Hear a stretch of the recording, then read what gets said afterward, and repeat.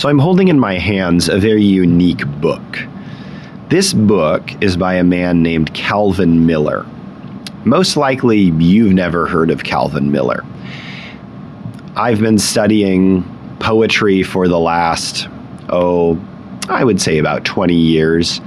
And in my formal study of poetry, whether that's in poetry class, doing poetry research, walking through bookstores or libraries looking at poetry sections, I haven't really encountered Calvin Miller at all in any of those. When I encountered Calvin Miller, I was at college. Now, Calvin Miller didn't come to my poetry class, and we didn't read him in poetry. He came and spoke at my college, and he read some poetry. Now, this poetry was not literary poetry. I believe that the poem he read to us that it most stands out in my mind was called The Aardvark Parked on the Ark, and it was from a series of silly poems written about the Bible that Calvin Miller had done. This is probably 2003, 2004. Now, why am I talking to you about Calvin Miller? Well, Calvin Miller was a writer, a pastor, and a poet who sold probably more books of poetry in the 1970s than most Pulitzer Prize winning poets have sold ever. How did this come to be? Well, Calvin Miller was an evangelical pastor in the 1960s and 70s.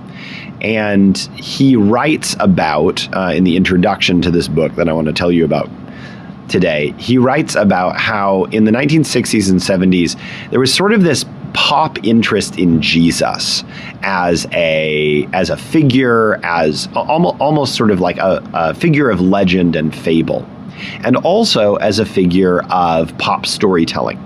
Now, as a minister, Calvin Miller was a devout believer in Jesus. He was one of those evangelical Christians that you hear about so much on the news of a 60s and 70s variety. And he looked out at the culture and saw that things like Jesus Christ Superstar, Andrew Lloyd Webber's popular musical, or Godspell, another popular musical about Jesus, were kind of big business and were really resonating with the hippie crowd of the 60s and 70s. And so Calvin Miller, as a pastor who really did want people to know and think about Jesus, thought, well, how can I, as a pastor, well, I suppose there's two ways to think about this. How can I tell people about the Jesus that I know? But also, how can I kind of cash in on this interest in the New Testament in particular? You know, throughout history, whether it's John Milton's, 1670s, or whether it's the 1990s, sometimes particular stories from the Bible become of interest to people outside of the religious context. I think of something like Prince of Egypt in the 1990s, which was, a blockbuster animated musical that brought people who might not know very much about the history of the Jewish people or the book of Exodus, that brought them into more familiarity and interest and sympathy with those characters and those stories. Or John Milton in the 1670s and 60s when he's writing and revising versions of Paradise Lost. He's getting the English reading public re-interested in the Genesis story in a new way. That's what Calvin Miller did in the 1970s with the story of Jesus. And he did it with a poem, a book-length poem called The Singer. So let's talk about The Singer. The Singer was something that came to Calvin Miller in the middle of the night. He tells this story in the introduction to the more recent edition, which the cover isn't my favorite. I'll put a picture of the original cover of The Singer on the screen, and you'll see how cool and 70s it is. He talks about how he was, thinking about this. Everyone's talking about Jesus, but no one seems to be doing it quite right. He said he woke up in the middle of the night with a line in his head. And the line was this: when he awoke, the song was there.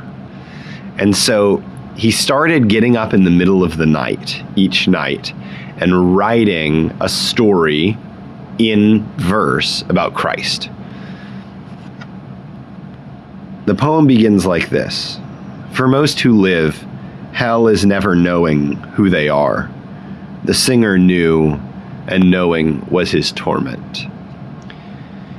Now, as you can see on the page, this is not formal verse of a, sing-songy, strictly metrical, rhyming variety. This is free verse. This is almost as if it could be in prose, but it kind of just got broken up over lines. And a lot of the singer is that way.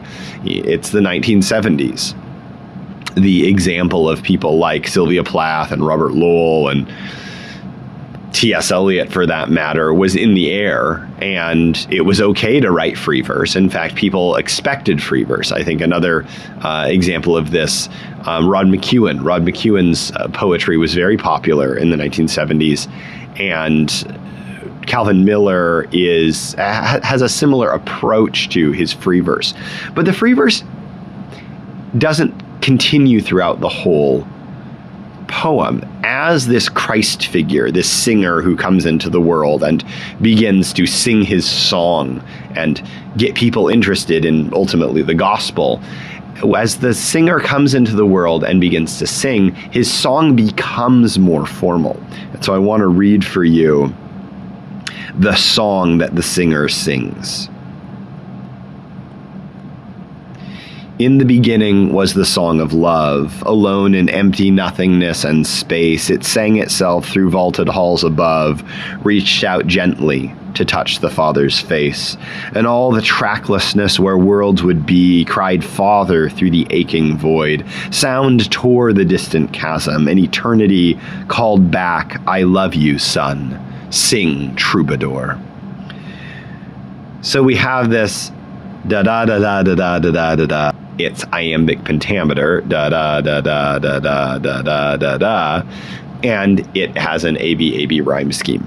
This sing troubadour feels both very ancient in this, sing muse, but also troubadour is this word in the kind of late 20th century that was kind of taken on and taken up by the folk singer, the kind of the hippie musical artist. Troubadour, of course, actually goes back to medieval France. The troubadours were a group of singers and writers like François Villon, who we've talked about before. But this idea of Christ as troubadour was playing into this 70s idea that there was a singer who would sing a song that would enliven a culture and give people meaning and purpose in the world.